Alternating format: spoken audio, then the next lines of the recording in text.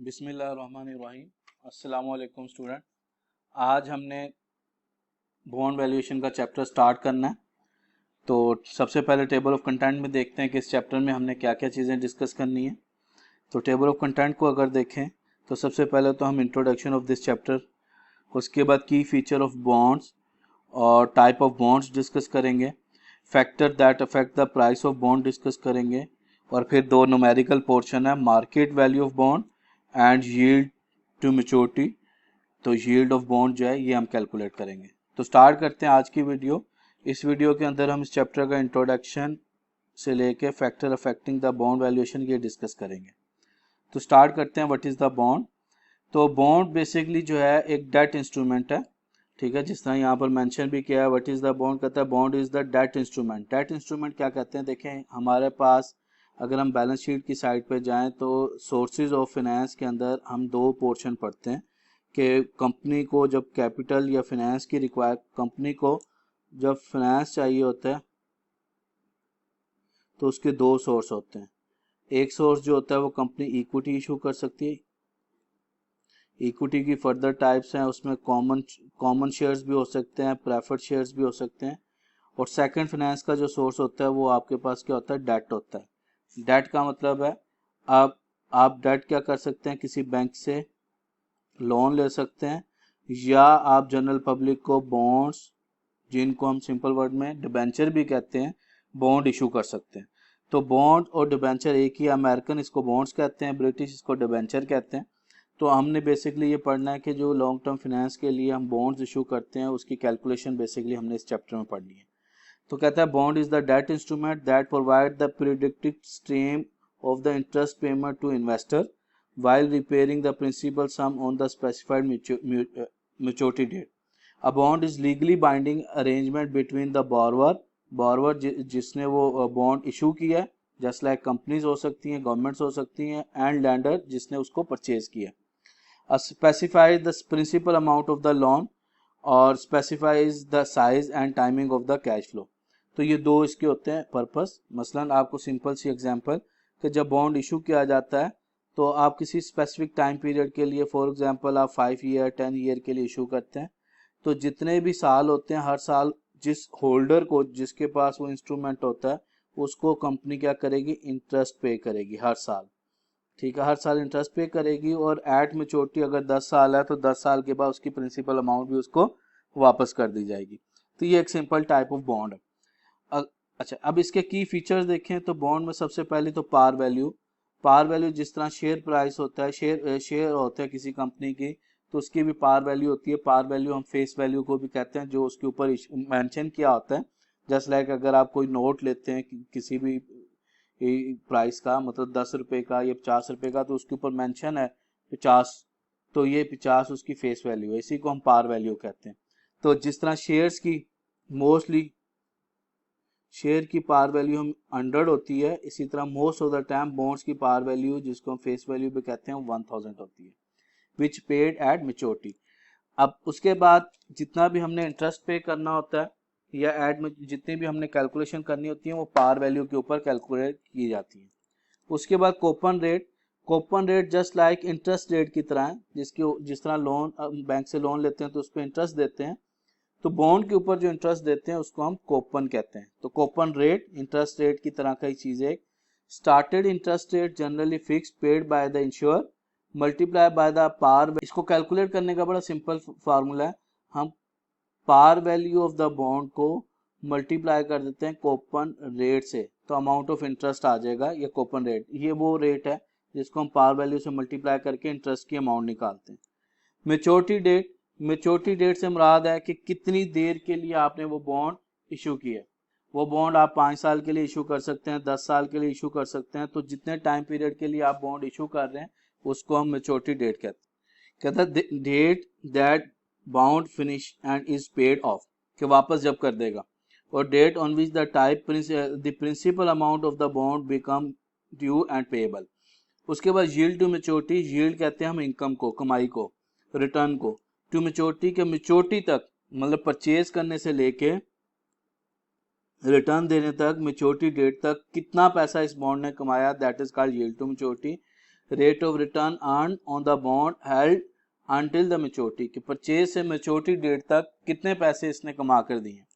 उसके बाद conversation feature, conversion feature, तो सम टाइम बॉन्ड के अंदर हम कन्वर्जन फीचर भी रखते हैं। अब वो कन्वर्ट जो होते हैं, कन्वर्ट टू कैश भी हो सकते हैं और कन्वर्ट टू स्टॉक भी हो सकते हैं। ये आगे फर्दर हम टाइप्स जब पढ़ेंगे तो उसमें डिटेल से डिस्कस करेंगे what is mean by conversion by cash या कन्वर्जन बाय स्टॉक। कहते हैं it allow the bond holder to change each bond into the started number of shares of the common stock. उसके बाद call price, call price कहते हैं जिस price के ऊपर हम रीपरचेज करते हैं, मतलब कंपनीज क्या करती हैं, बॉन्ड इशू कर देती हैं, जस्ट लाइक जिस तरह सेल इशू करते हैं, शेयर इशू करते हैं, और जब कंपनी के पास पैसा ज्यादा होता है तो वो अपने ही शेयर मार्केट से परचेज कर लेते हैं। इसी तरह कंपनीज क्या करते हैं, समटाइम अपने इशू किए हुए बॉन्ड्स मार्केट से दोबारा परचेज कर लेते हैं, उसको हम कॉल प्राइस कहते हैं। Start price at which the bond में बी रीपरचेज। कॉल प्रीमियम से मुराद होता है कि आप प्राइस से ऊपर, मतलब पार वैल्यू जो थी हमारे पास, पार वैल्यू से ऊपर जो अमाउंट पे कर रहे होते हैं, दैट इज कॉल्ड प्रीमियम। कहता है amount by which a bonds call price exceed its par value, कि जितनी पार वैल्यू से ज्यादा उसकी प्राइस होगी, that is called premium. Stock purchase warranty, stock purchase warranty से मुराद के राइट टू परचेज दिया जाता है कि होल्डर्स को हम ये instrument that give their holders certain number of shares at the specified rate over a certain period of time right to purchase, कि आप उसको ऑप्शन देते हैं कि after the some time period अगर आप चाहें तो आप इसके बदले पे हमारे इतने शेयर्स परचेज कर सकते हैं, तो उसको हम स्टॉक परचेज वारंटी कहते हैं।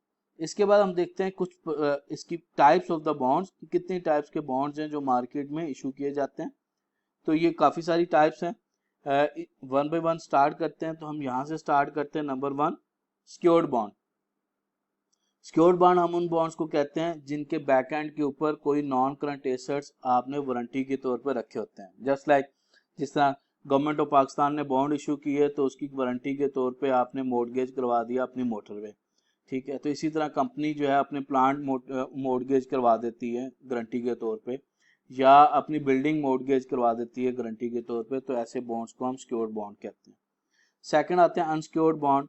अनसिक्योर्ड बॉन्ड हम ऐसे बॉन्ड्स को कहते हैं जिनकी किसी किस्म की कोई सिक्योरिटी नहीं होती, बॉन्ड इशू कर दी है, अब जब तक वो होल्डर्स के पास होंगे उसके ऊपर कंपनी इंटरेस्ट पे करती जाएगी, बट अगर किसी वजह से इंटरेस्ट कंपनी डिफॉल्ट कर गई तो वो कंपनी ने उसकी कोई भी सिक्योरिटी नहीं दी हुई। तो as compare to secured bond, unsecured bond की जो प्राइस होती है वो कम होती है क्योंकि लोग उसको परचेज करने में ज़्यादा इंटरेस्टेड नहीं होते। उसके बाद हम थर्ड नंबर पे रखते हैं कन्वर्टेबल बॉन्ड। कन्वर्टेबल बॉन्ड से मुराद यही है कि बॉन्ड में आपने उसको कैश में कन्वर्ट करने की या शेयर्स में कन्वर्ट करने की ऑप्शन रखी है कि नहीं रखी, उसको हम कन्वर्टेबल बॉन्ड कहते हैं। उसके बाद 4 नंबर पे आता है रिडीमेबल बॉन्ड। देखिए हमने क्या कहा कि बॉन्ड को आप इशू करते हैं 0 पीरियड पे, आपने कितने साल के लिए इशू किए। फॉर एग्जांपल अगर आपने बॉन्ड इशू किया 10 ईयर के लिए, it's mean after the 10 year ये उसकी मैच्योरिटी डेट है, तो मैच्योरिटी डेट के ऊपर आप क्या करेंगे, उसको पार वैल्यू से रिटर्न कर देंगे, ठीक है। तो इसको हम रिडीमेबल बॉन्ड कहते हैं कि जिसकी कोई ना कोई मैच्योरिटी। सेकंड हमारे पास इसी की दूसरी टाइप 5 नंबर टाइप कह सकते हैं, that is called irredeemable bond. Irredeemable bond से मुराद ये होता है कि जो 0 पीरियड में स्टार्ट होता है और उसकी लाइफ जो होती है इन्फिनिटी होती है, कि जब तक वो बॉन्ड होल्डर अपने पास रखेगा उसको उसके ऊपर इंटरेस्ट मिलता जाएगा, उसकी रिटर्न की ऑप्शन या उसकी कोई ड्यू डेट नहीं होती। उसके बाद जंक बॉन्ड। जंक बॉन्ड हम ऐसे बॉन्ड्स को कहते हैं जिसकी मार्केट वैल्यू हम लोग लो रखते हैं, मसलन फेस वैल्यू उसकी जो है 1000, हमने कहा मोस्टली जो बॉन्ड्स होते हैं उनकी फेस वैल्यू जो होती है 1000 ही होती है, बट हम क्या करते हैं ऐसे बॉन्ड्स को, जी जंक बॉन्ड हम ऐसे बॉन्ड्स को कहते हैं जिनकी हमारे यहाँ ना कुछ रेटिंग कंपनीज होती हैं जो कंपनीज को जो एजेंसीज होती हैं जो कंपनीज को रेट करती हैं कि ये डेट इंस्ट्रूमेंट के लिहाज से किस रेट पे है, कि ये पेमेंट टाइम पे करते हैं कि नहीं करते, तो उसको हम रेटिंग करते हैं। तो जंक बॉन्ड्स हम ऐसे बॉन्ड्स को कहते हैं, ऐसी कंपनीज इशू करती हैं जिनकी रेटिंग बड़ी लो होती है, मसलन मूडीज ने उसको बीबी पे या सी रेट किया होता है। अब जब इनके रेट कम होते हैं तो इसका मतलब ये हाईली रिस्की होती है, तो हाईली रिस्की होने की वजह से लोग इसको परचेज करने के लिए तैयार नहीं होते, तो इस वजह से इसकी जो प्राइस होती है वो रो रखी जाती है। अब रिस्क हाई होने की वजह से इसके जो रिटर्न के चांसेस होते हैं वो भी हाई होते हैं। रिस्क हाई है तो रिटर्न भी हाई है। रिटर्न क्यों हाई है? क्योंकि प्राइस बड़ी लो रखी जाती है। ठीक है, उसके बाद आता है डीप डिस्काउंट बॉन्ड। ये भी मोस्टली ऐसी कंपनीज इशू करते हैं जो हाईली रिस्की होती हैं या जिनका मार्केट में नाम नहीं होता, गुडविल नहीं होता, लोग इनके बॉन्ड परचेज करने के लिए तैयार नहीं होते। तो ये फिर क्या करते हैं कि फॉर एग्जांपल 1000 पार वैल्यू थी बॉन्ड की, तो 1000 की जगह पर उसको क्या कर दिया, काफ़ी लो करके 700 पे इशू कर दिया। अब जब 700 पे इशू करेंगे तो इट्स मीन 300 तो डिस्काउंट दे दिया उन्होंने, तो इन्वेस्टर को तो डायरेक्ट ये 300 सेव हो गया कि जब मेच्योरिटी पे वो वापस करेगा तो डायरेक्टली उसको ये 300 तो सीधे सीधे ये बच जाएंगे। तो इसको हम कहते हैं डीप डिस्काउंट बॉन्ड। उसके बाद आता है हमारे पास zero coupon bond. Zero coupon bond से मुराद है जीरो कोपन से मुराद है कि नो इंटरेस्ट। इस ऐसे बॉन्ड्स होते हैं जिन पे किसी किस्म का इंटरेस्ट नहीं दिया जाता। इट्स मीन इनके ऊपर किसी किस्म की इनकम नहीं है, इसके ऊपर एक ही इनकम है कि ड्यू डेट पे एट मेच्योरिटी टाइम पे इनको पार वैल्यू से वापस मिल जाना है, बॉन्ड कैश वापस मिल जाना है। तो फिर इन्वेस्टर क्यों परचेज करेगा? तो इसको भी इसलिए परचेज किया जाता है कि ये जब इशू किए जाते हैं तो डिस्काउंट पे इशू किए जाते हैं। मसलन कंपनी की पार वैल्यू थी 1000 पे इशू 1000 का था, वो 500 पे इशू कर दिया और 5 साल उसकी मेच्योरिटी थे, तो 5 ईयर बाद होल्डर को 1000 मिलेगा। परचेज उसने किया था 500 पे, तो 5 ईयर के बाद उसको 500 का प्रॉफिट हो जाएगा जब वो बेचेगा। तो इसको हम जीरो कोपन, कि कोई इंटरेस्ट नहीं मिलेगा, बस डिस्काउंट पे इशू होगा और वो जो डिस्काउंट और पार के दरमियान जो डिफरेंस है that is called profit. Floating rate bond से मुराद ऐसे बॉन्ड्स होते हैं जिनको हम किसी चीज के साथ फिक्स कर देते हैं। जस्ट लाइक पाकिस्तान में ऐसे बॉन्ड जिनको हम काइबोर से मुराद Karachi intra bank interest rate, या हम इन्फ्लेशन के साथ, या हम किसी कंट्री की करेंसी के साथ इसको फिक्स कर देते हैं कि जब इंटरेस्ट रेट ऊपर जाए तो बॉन्ड का भी कोपन रेट भी ऊपर चला जाए, जब इन्फ्लेशन रेट नीचे आए तो कोपन रेट भी नीचे आ जाए। उसके बाद कुछ हमारे पास बॉन्ड्स होते हैं जिसको हम कहते हैं एक्सटेंडेबल बॉन्ड से मुराद ये है कि जिसके अंदर आप ऑप्शन दे देते हैं होल्डर्स को कि ड्यू डेट पे, जस्ट लाइक हमने कहा कि बॉन्ड इशू किया 5 ईयर के लिए, इट्स मेयर उसकी मेच्योरिटी डेट है 5 ईयर, तो ड्यू डेट के ऊपर आप ऑप्शन देती है कंपनी होल्डर को कि आप अगर इसको एक्सटेंड करना चाहें कि 5 की जगह अगले 5 साल दोबारा इसको होल्ड करना चाहें, तो इसको हम एक्सटेंडेबल बॉन्ड्स कहते हैं। उसके बाद एक टाइप आती है, टाइप नंबर 11 हमारे पास पोर्टेबल बॉन्ड। पोर्टेबल से जिस तरह नाम से पता चल रहा है ये ऐसे बॉन्ड्स होते हैं, इनका मालिक वो होगा जिसके पास ये बॉन्ड्स होंगे, इसको हम पोर्टेबल बॉन्ड कहते हैं।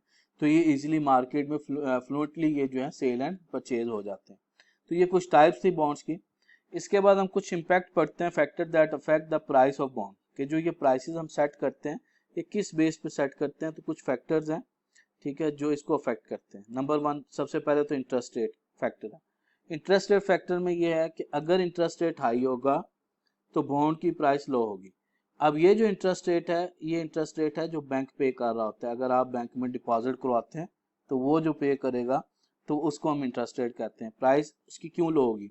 देखिए, अगर बैंक ज्यादा इंटरेस्ट दे रहा है तो लोग बॉन्ड्स में एक रिस्क है, ठीक है, तो लोग क्या करेंगे, बॉन्ड्स की जगह पर जाके बैंकों में पैसा रखवाना शुरू कर देंगे। जब बैंकों में पैसा ज्यादा रखवाना शुरू कर देंगे तो बॉन्ड परचेज करने की कैपेसिटी कम हो जाएगी, या आप दूसरे वर्ड में कह सकते हैं इसकी डिमांड जो है वो डिक्रीज करेगी, और डिमांड डिक्रीज करने की वजह से प्राइस जो है इसकी लो हो जाएगी। और सेकंड एलिमेंट हमारे पास आता है इन्फ्लेशन। इन्फ्लेशन का सिंपल सा क्राइटेरिया कि अगर इन्फ्लेशन हाई हो रही होगी तो बॉन्ड की प्राइस लो हो रही होगी। इसकी रीजन क्या कि जब इन्फ्लेशन किस चीज को डिनोट करती है, इन्फ्लेशन महंगाई को। जब आपके यहाँ महंगाई होगी तो लोगों के पास सेविंग कम हो जाएगी। जब लोगों के पास सेविंग कम होगी तो उनके पास कैपेसिटी टू परचेज बॉन्ड्स कम हो जाएगी, और जिसकी वजह से प्राइसेस कम करनी। उसके बाद क्रेडिट रेटिंग कंपनीज हैं। क्रेडिट रेटिंग कंपनीज भी बड़ी इंपॉर्टेंट रोल प्ले करती हैं। एक कंपनी बॉन्ड इश्यूर कंपनी है, क्रेडिट रेटिंग एजेंसीज उसके क्रेडिट रेटिंग बहुत ज़्यादा कर देती हैं, जिसका मतलब क्या है कि इनके पास कैपेबिलिटी है, इस कंपनी के पास ये एबिलिटी रखती है कि अपना इंटरेस्ट पेमेंट कर सके। तो अगर किसी कंपनी के पास एबिलिटी है इंटरेस्ट पेमेंट की तो वो लोग उसको ज़्यादा डिमांड करेंगे। मतलब जब लोग उस कंपनी के बॉन्ड्स की डिमांड ज़्यादा करेंगे तो फिर वो क्या करेंगे, उसकी प्राइस को भी हाई कर देंगे। If the issuer credit rating goes up, the price of its bond will rise. If the rating goes down, it will drive their bonds price lower. उसके बाद एक और जो मेन एलिमेंट है that is called price risk. Price risk क्या चीज़ है? कहता है कि अगर आप change in price due to change in the interest rate, कहता है इंटरेस्ट रेट के चेंज होने से प्राइस चेंज हो जाती है. इसके बाद लॉन्ग टर्म बॉन्ड्स जो होते हैं more risk, price risk than the short term bonds. तो जो लॉन्ग टर्म बॉन्ड्स, जिनको लॉन्ग टर्म बॉन्ड से मुराद क्या है? जिनकी मेच्योरिटी पीरियड ज़्यादा होता है, मसलन 10 ईयर है. और शॉर्ट टर्म का मतलब है जिनका मेच्योरिटी पीरियड कम होगा, मसलन 5 ईयर हो गया, 3 ईयर हो गया, 1 ईयर हो गया, ये शॉर्ट टर्म. तो शॉर्ट टर्म के अंदर क्योंकि होल्डर को ये कंफर्म होता है कि जी 2 साल या 3 साल के बाद कम से कम मेरी प्रिंसिपल अमाउंट तो वापस आ जाएगी, तो उसका रिस्क कम होता है. ठीक है. और लॉन्ग टर्म के अंदर क्योंकि रिस्क ज़्यादा होता है, ठीक है, तो प्राइस भी मोस्टली प्राइस रिस्क बढ़ जाता है क्योंकि आप लॉन्ग टर्म वेट करना पड़ेगा आपको. उसके बाद कहता है लो कूपन रेट बॉन्ड्स. लो कूपन रेट से मुराद है कि वो बॉन्ड जिन पे इंटरेस्ट कम मिल रहा होगा, मोर प्राइस रिस्क होगा than the high coupon rate. तो मोर प्राइस रिस्क होने की वजह से लोग उसको, रेट कम है तो लोग उसके ऊपर प्राइस भी उसकी कम चार्ज करेंगे. और अगर कोई ऐसा बॉन्ड है जिसके ऊपर हाई कूपन रेट है, हाई कूपन रेट से मुराद है रिटर्न हाई है, तो लोग उसकी प्राइस भी हाई पे करने को तैयार हो जाएंगे. तो ये the factor that affect the price of the bond, कि जब कंपनी ने इशू करने हैं बॉन्ड तो प्राइस, कौन कौन से फैक्टर हैं जो प्राइस पे अफेक्ट करते हैं. अब हम देखते हैं कि बॉन्ड्स कैन इशू, किस तरह इशू किए जाते हैं. जिस तरह शेयर्स के हमारे पास तीन कंडीशंस होती थी, इसी तरह बॉन्ड्स की भी 3 कंडीशंस हैं. Number 1 par, number 2 at discount, number 3 premium. Share price की तरह यहाँ पर भी इसी तरह, अगर प्राइस और यील्ड का मतलब है रिटर्न, अगर प्राइस और रिटर्न इक्वल होगा तो उसको हम कहेंगे at par. Coupon equal to yield. अब उसका मतलब क्या? Purchase price equal to principal amount. कि फॉर एग्जांपल आपका प्राइस जो था बॉन्ड का वो 1000 है, ठीक है, और उसको इशू भी 1000 में किया, तो इट्स मीन कि दोनों इक्वल हो गए, तो ये एट पार है. उसके बाद कहता है कि अगर आपका यील्ड कम हो, रिटर्न कम है और आपकी प्राइस ज़्यादा है, तो इसको हम कहेंगे ये डिस्काउंट पे है क्योंकि प्राइस कम है और रिटर्न ज़्यादा. कूपन लेस देन यील्ड, तो ये हम क्या कहेंगे कि हमने डिस्काउंट पे इशू किया. ठीक है. Purchase price less than the principal amount, कि आपके पास परचेज प्राइस फॉर एग्जांपल आपने 880 कर दी और प्रिंसिपल अमाउंट पार वैल्यू है 1000, तो ये लेस देन डिस्काउंट हमने इशू किया. और इसी तरह अगर कंपनी का बॉन्ड है जिसका रिटर्न कम है लेकिन कंपनी ने उसकी प्राइस हाई रखी है, तो इट्स मीन कि उसने प्रीमियम पे बेच दिया. कूपन ग्रेटर देन यील्ड, तो उसको हम कहेंगे कि ये हाई पे बेच दिया, महंगा बेच दिया, इसका इतना बेनिफिट नहीं था, तो उसको हम प्रीमियम कहते हैं. कहते हैं परचेज प्राइस, मसलन हम कहते हैं 1120 is high than principal mean par value 1000, तो हाई है परचेज प्राइस, तो हम कहेंगे कि ये जो है प्रीमियम पे इशू कर दिया. तो ये कुछ बेसिक कंसेप्ट थे, ये बेसिक टर्म्स थी जो इस चैप्टर में यूज़ करते हैं. जज़ाकल्लाह, अल्लाह हाफिज़.